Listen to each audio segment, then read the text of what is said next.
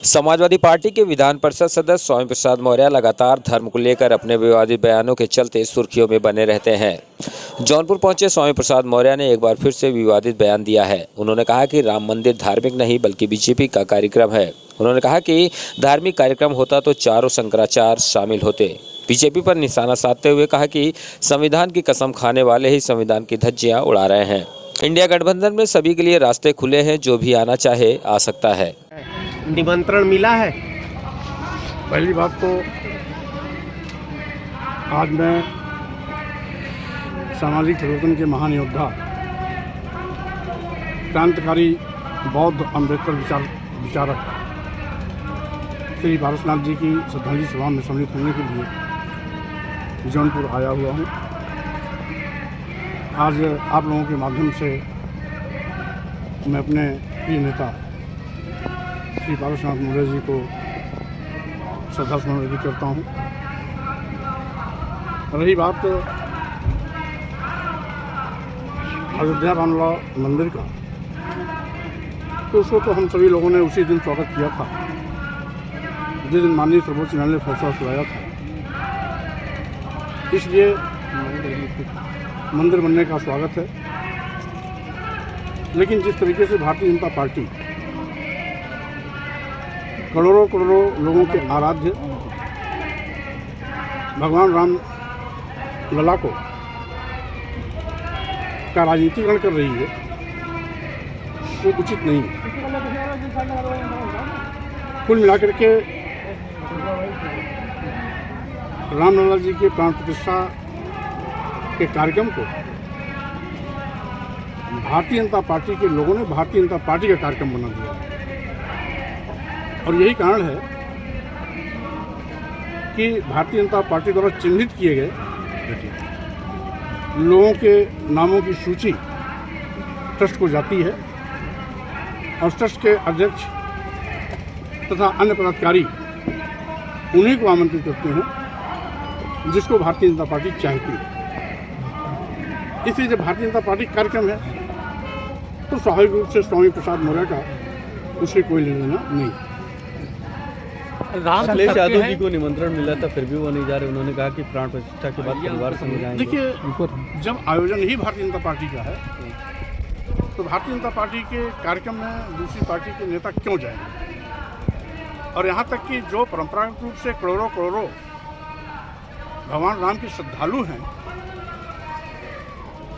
जिनको करोड़ों करोड़ लोग जिन्हें अपना आराध्य के रूप में मानते हैं, जब उस करोड़ों करोड़ लोगों को वहाँ आने से रोक दिया गया कि 22 तारीख को कौन आएगा कौन नहीं आएगा, ये भारतीय जनता पार्टी के लोग तय करेंगे, ट्रस्ट के अध्यक्ष तय करेंगे, ट्रस्ट के लोग तय करेंगे, तो स्वाभाविक रूप से ये श्रद्धालुओं का भी कार्यक्रम नहीं है, भगवान राम को मानने वालों का भी कार्यक्रम नहीं है, ये आम जनता का भी कार्यक्रम नहीं है। ये कार्यक्रम ही कुल मिलाकर के भारतीय जनता पार्टी को हो गया। 22 तारीख का कार्यक्रम को जो जिस तरीके से सरकार ने सार्वजनिक घोषित किया है कि अवकाश को लेकर, उस तरीके से आप क्या कहते हैं अवकाश को लेकर? नहीं, भारतीय जनता पार्टी की सरकार क्या करती है क्या नहीं करती है, ये उसका अपना फैसला है। बहरहाल मंदिर निर्माण का स्वागत हमने पहले भी किया, आज भी उसका स्वागत है। 2024 को लेकर इंडिया की क्या तैयारी है? गठबंधन की तैयारी महागठबंधन की। इंडिया गठबंधन। देखिए, 2024 के चुनाव को देखते हुए भारतीय जनता पार्टी की असफलताएं ही हमारे चुनाव का आधार बनेंगी। जिस तरीके से भाजपा सरकार में देश के करोड़ों करोड़ों नौजवान बेरोजगारी का दंड झेल रहे हैं, सरकारी नौकरियों के लिए तरस रहे हैं, स्वाभाविक रूप से ये सरकार नौजवान विरोधी साबित हुई है और नौजवानों को बेरोजगारों का फौज बना रही है। वहीं दूसरी ओर महंगाई से आम जनता की कमर टूट चुकी है। महंगाई बेतहाशा आज आसमान पर है। यहाँ तक कि छोटी छोटी खाद्यान्न की वो वस्तुएं जिस पर जीएसटी कभी नहीं लगती थी, उनको भी जीएसटी के घेरे में लेकर के हर सामान के जरूरतमंद सामानों के भी कीमतों में बेतहाशा बढ़ोतरी किया है। किसानों को दुगना लाभ दिलाने का वादा करने वाली भाजपा सरकार दूना लाभ तो आज तक नहीं दिला पाई। अलबत्ते जब जब किसानों के खेत में उत्पाद तैयार होता है, सरकारी क्रय केंद्र नदारद होते हैं। फलस्वरूप किसानों को मजबूरी में अपने उपज को औने पौने दामों में बेचना पड़ता है। और यही नहीं, आज छुट्टा जानवरों का आतंक अलग से किसानों पर कहर बन के टूट रहा है। तमाम जिलों के दौरे पे हमने देखा कि लोग टार्च लेकर के अपने खेतों की रखवाली करते हैं छुट्टा जानवरों से अपनी फसल को बचाने के लिए। जो छुट्टा जानवरों के सड़क पर आपस में लड़ने, गाड़ियों के टकराने या सांडों द्वारा जबरदस्ती सींग से उठा करके पटक देने से मौतें हो रही हैं, वो अतिरिक्त। वहीं पर जिन व्यापारियों ने, छोटे व्यापारियों ने, जिलों के, तहसीलों के, ब्लॉकों के, ऐसे ऐसे व्यापारियों ने जो कभी भारतीय जनता पार्टी को वोट भी दिया था, नोट भी दिया था, उनका भी शोषण और दोहन पहले जीएसटी के माध्यम से हुआ और अब जीएसटी से संबंधित सारे मामले ईडी को सौंपकर उनकी भी पूरी कमर तोड़ने की तैयारी कर ली है।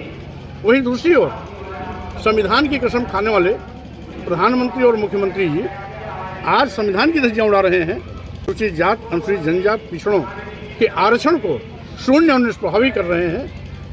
वहीं तीसरी ओर आज ये पहली ऐसी असफल सरकार है जो देश को बेचने का भी पाप कर रही है। सभी जानते हैं कि भारतीय जनता पार्टी ने देश के सभी बंदरगाह बेच दिए, सभी एयरपोर्ट बेच दिया, एयर इंडिया बेच दिया, यहाँ तक कि सभी रेलवे स्टेशन बेच दिए। कई दर्जन ट्रेनें भी अपने चहेते उद्योगपतियों को हवाले कर दिया। LIC जैसी बड़ी संस्था जिसमें लाखों लाख लोग काम करते थे, उसको भी अदानी को दे दिया। आखिर ये भाजपा सरकार अदानी अंबानी पर इतनी मेहरबान क्यों? अरबों खरबों की संपत्ति कौड़ियों के भाव दे करके क्या साबित करना चाहती है?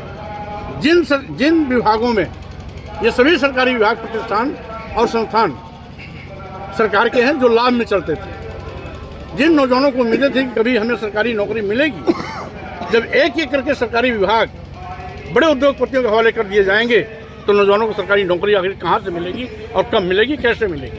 अपने आप में सवाल उठता है। वहीं पर भाजपा सरकार ने लोकतंत्र को भी खत्म करने की पूरी नापाक कोशिश की है। और सही बात यह है कि अगर पार्लियामेंट में इस सरकार का थोड़ा भी यकीन होता तो नई पार्लियामेंट के उद्घाटन में राष्ट्रपति तक को नहीं आमंत्रित किया गया। यहाँ तक कि अगर ये आम जनता का कार्यक्रम होता या सरकार का भी कार्यक्रम होता तो कम से कम महामहिम राष्ट्रपति जी को रामलला मंदिर के प्राण प्रतिष्ठा कार्यक्रम में बुलाना चाहिए था। लोगों ने जब टिप्पणियां करना शुरू की तब उनको आमंत्रित पत्र भेजा गया। और यही नहीं, अगर ये धार्मिक अनुष्ठान होता तो सारे के सारे हमारे चारों शंकराचार्य इस कार्यक्रम में सम्मिलित होते। आज कोई शंकराचार्य इस कार्यक्रम में नहीं हो रहा है। इसका मतलब शंकराचार्यों की भी नज़र से ये धार्मिक अनुष्ठान नहीं है, ये धार्मिक कार्यक्रम नहीं है, ये भारतीय जनता पार्टी का निजी कार्यक्रम है। और इसके साथ ही साथ भारतीय जनता पार्टी आज लोकतंत्र को कुचलने का दुस्साहस कर रही है। विपक्ष पार्टी के नेताओं के खिलाफ ईडी, CBI, इनकम टैक्स का दुरुपयोग कर विपक्ष की आवाज़ को दबाने की कोशिश कर रही है। तो स्वाभाविक रूप से यही असफलताएं भारतीय जनता पार्टी का अंत करेंगी और 2024 लोकसभा चुनाव में भाजपा की विदाई तय है। बसपा सुप्रीमो उन्होंने अखिलेश यादव को कहा गिरगिट की तरह रंग बदल रहे हैं, उन्होंने अकेले चुनाव लड़ने का ऐलान किया है, क्या कहना चाहेंगे? देखिए, अब सुश्री बहन मायावती जी पानी पी पी करके पहले भी समाजवादी पार्टी को इस तरह से कोसती थी, लेकिन समाजवादी पार्टी से दो बार उन्होंने गठबंधन किया। 93 में गठबंधन हुआ और उसके बाद 2019 लोकसभा चुनाव में भी गठबंधन हुआ। अगर समाजवादी पार्टी के नेता इतने ही बुरे थे तो दो बार गठबंधन क्यों? इसलिए ये केवल राजनीतिक बयानबाजी है, जिसके सिवाय कुछ नहीं। दिल्ली का रास्ता यूपी से होके जाता है और बसपा अगर नहीं शामिल होती है तो इंडिया को झटका नहीं लगेगा। देखिए, बहुजन समाज पार्टी शामिल होती है नहीं शामिल होती है, इसका फैसला तो बसपा सुप्रीमो सुश्री बहन मायावती जी करना है। इसका उत्तर मैं नहीं दे सकता, लेकिन इंडिया गठबंधन में सभी के लिए दरवाजे खुले हुए हैं। अगर वो आती हैं तो उनका भी स्वागत है, समाजवादी पार्टी उनका भी स्वागत करेगी। अखिलेश जी ने कहा कि उनको प्रधानमंत्री हम बनाना चाहते थे। इसमें कोई दो राय नहीं। 2019 लोकसभा चुनाव का गठबंधन सपा बसपा का ये बताता है कि अखिलेश यादव जी ने झुक करके सुश्री बहन मायावती जी के सम्मान में बसपा से हाथ मिलाया था। यहाँ तक कि मनचाही सीटें भी सुश्री बहन मायावती जी ने ली थी और उसी का परिणाम था कि वो 10 सीट जीतने में सफल हुई, जबकि समाजवादी पार्टी मात्र 5 पर सफल हुई। और अंत में आरोप भी उल्टा उन्होंने सपा पर लगाया था। लेकिन इसके बावजूद अभी भी समाजवादी पार्टी पुराने मामले को भूल करके उनका स्वागत के लिए तैयार है। अगर गठबंधन में आती है तो उनका जाएंगे क्या? मनाने जाएंगे? भाई, मनाने की तो बात इसलिए नहीं उठती, जब सबके लिए दरवाजे खुले हैं। वो भी एक पार्टी की राष्ट्रीय अध्यक्ष हैं, 4 बार मुख्यमंत्री रही हैं, तो स्वाभाविक रूप से वो खुद राजनीतिक गुणा भाग जानती हैं, इसलिए वो मनाने का कोई प्रश्न नहीं उठता। वो बहुत वरिष्ठ नेता हैं, हम समझते हैं कि समय रहते वो कोई न कोई सकारात्मक फैसला लेंगे। आइन वक्त पे इस तरह से जिस तरह मुकरी हैं, क्या लगता है ईडी सीबीआई का कुछ तो नहीं मामला है? अब इसका उत्तर तो सुश्री बहन मायावती दे सकती हैं, हम कैसे दे सकते हैं। अच्छा, राम भद्राचार्य जी भी वहाँ पर कार्यक्रम कर रहे हैं और जिस तरीके से उन्होंने कहा कि जो राम को मानने वाले नहीं है वो क्षमा है। अब ऐसे लोग तो संत हो ही नहीं सकते जो जासूचक शब्दों का नाम लेकर के किसी को अपमानित करें। और हम समझते हैं यह कोई भी विवेकशील व्यक्ति इस प्रकार का बयान नहीं दे सकता है। ऐसी ओछी और घटिया बात कोई भी समझदार व्यक्ति नहीं कर सकता है। वो भी तो 24 को जीतने का मंत्र मोदी जी को दे रहे हैं, कह रहे हैं कि 24 को यहाँ तक बोले हैं कि आपको हटा दिया जाए पार्टी से, नहीं ले लोगे पार्टी को। अगर ऐसे लोगों के बयान से